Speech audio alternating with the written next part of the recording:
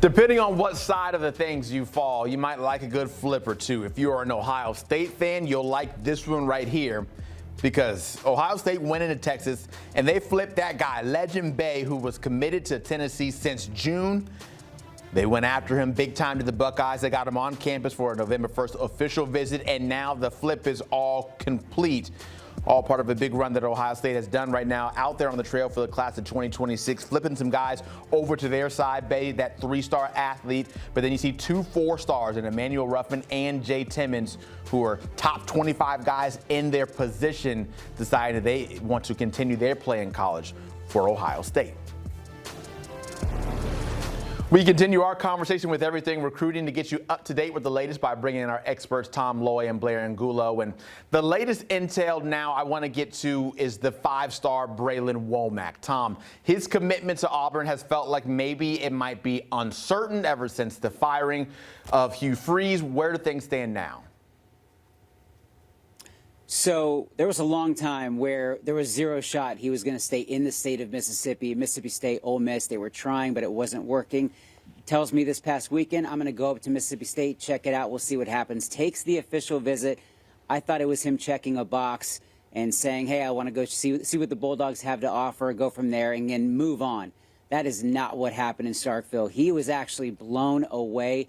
Mississippi State is a big, big player for Braylen Womack, the current Auburn commit. This weekend, he's going to head to Texas A&M. The Aggies, Mike Elko, they have it rolling. They were a finalist when he first picked Auburn. But I am telling you, if things don't work out immediately in College Station and Texas A&M can get this done, keep an eye on Mississippi State. One more thing to watch moving forward. Mississippi State hosts Ole Miss to end the season in November. There's a very real possibility Braylen Womack is back in Starkville that weekend as well. So, again, a lot of moving parts.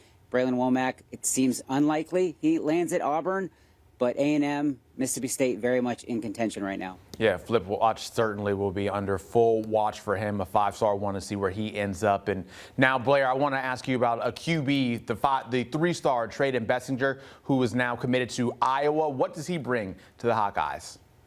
He brings athleticism, he brings a prolific arm, and he brings a lot of production with him to Iowa City. He had over 50 touchdown passes this season as a senior, over 4,000 passing yards in 12 games. It's a tough loss for a program like Boise State, which had him committed for a few months. He backs off his commitment after landing a few offers, and Iowa, despite their loss to Oregon this past weekend, I think the fans there have to feel pretty good about the future of the program with a quarterback like Tradon Biesinger arriving on campus. He's got a multi-sport background, which our recruiting and scouting team love in terms of an evaluation process. A basketball player with some really good footwork, and you see that on the football field. It translates really well. He passes the eye test. He's 6'4", about 200 pounds. He moves well in and outside the pocket. And one thing that he told me is that he hopes to bring change to the Iowa offense. He's going to be able to go out there and prove his worth and really allow his talent to take over. I'm not sure he's ready to hand the ball off in that Iowa offense as much as we see them be a run-heavy attack, but I think he's bringing a lot of confidence, a lot of competitiveness. And it's a big recruiting victory because BYU was also hovering, the in-state program with a lot of momentum, a lot of buzz on the recruiting trail. They're building their best recruiting class ever, and for them to lose a player like Biesinger to Iowa, that only speaks volumes to the job that the Hawkeyes did on the recruiting trail. Yeah, Blair, certainly a very big get for Iowa, someone who will be a big get in the class of 2027. When you talk QBs, is that 5-star Elijah Haven from Baton Rouge, and now it seems like Alabama is making a strong run at him, Tom?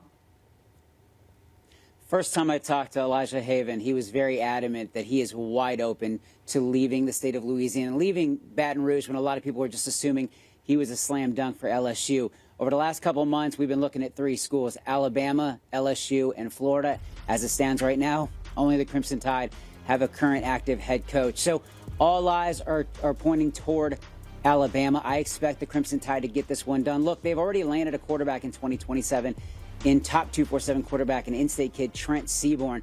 But they made it very clear early on that they want 2 quarterbacks in the 2027 class. And I like Elijah Haven to land at Alabama. This is one of the top overall players, the number 2 prospect, according to our director of scouting, Andrew Ivins. This would be a massive, massive win for Alabama. Elite talent, and what a loaded quarterback room that would be there for Kalen DeBoer in Tuscaloosa. Yeah, the #1 QB in the country for that class of 2027. But speaking of commitments, we have one coming up very soon. The 4-star safety Khalil Terry from California will pick his college choice live on our CBS Sports College Football YouTube page Wednesday, November 12th at 1:30 Eastern. Blair, where do you think he ends up? It's hard not to like Notre Dame in this battle. There's a saying in recruiting. I know Tom knows it pretty well. It's follow the visits. Khalil Terry is coming off of a game visit to Notre Dame this past weekend. Made it out to South Bend to check out the Fighting Irish against Navy. A lot of the momentum had been on USC, the school in his backyard that had made him a priority. They were talking to him about becoming the #1 and the first commitment in this 2027 class. Notre Dame closes really quickly. I think the momentum has now shifted to the Fighting Irish. I was told that he enjoyed his meetings with Marcus Freeman and various staff members. He was able to spend a few days on campus, actually traveled back to California yesterday.